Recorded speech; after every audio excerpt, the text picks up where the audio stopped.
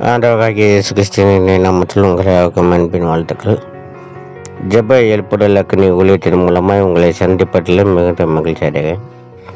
இந்த நாள் தியானத்துக்கு நாம் ஏற்றுக்கொண்ட வேத பகுதி யாக்கோபு எழுதின நிருபம் 5வது அதிகாரம் 14வது வசனம்.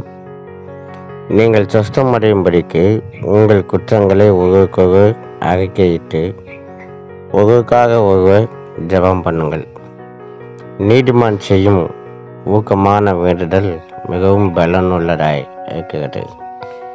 அருமையான கர்த்தருடைய பிள்ளைகளை, இந்த அதிகாரத்தில் நாம் பார்க்கும்போது நீங்கள் சொஸ்தம் அடையும்படிக்கு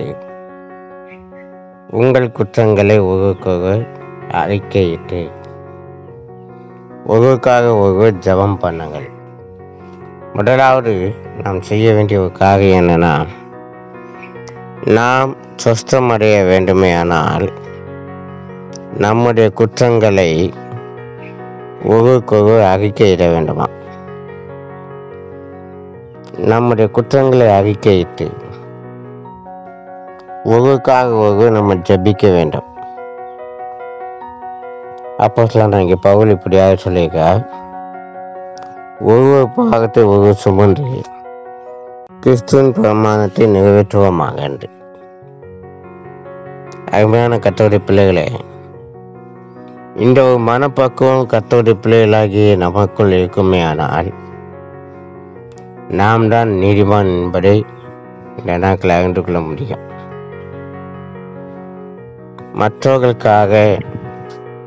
மற்றவர்களுடைய அக்கிரமங்களுக்காக நாம் பகிர்ந்து பேசுபவர்களாக இருக்க வேண்டும்.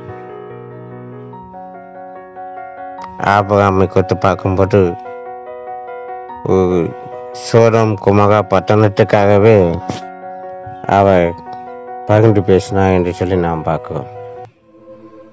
பகிர்ந்து பேசுவதாக இருக்கும்போது நம்முடைய ஜெபத்துக்கு நிச்சயமாக பலன் உண்டு என்பதை நாட்களை நாம் பகிர்ந்து கொள்ள வேண்டும். ஜெபிப்போம். எங்களை நேசிக்க நல்ல தகப்பனே, கைவையில் நல்ல தெய்வமே, ஆசீர்வதிக்கப்பட்ட இந்த நல்ல நாளுக்கு அந்த நல்ல வேலைக்கான உங்களுக்கு நன்றி செலுத்துவோம்.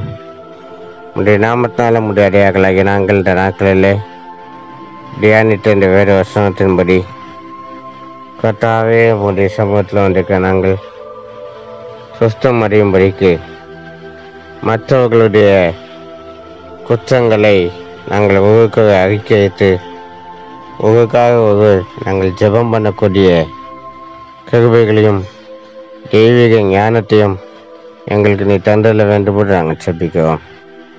இந்த நாட்களிலே தங்களுடைய பிறந்த நாள், திருமண நாள் அனுசரிக்க பிள்ளைகளுக்கு நாங்கள் ஜெபிக்கிறோம்.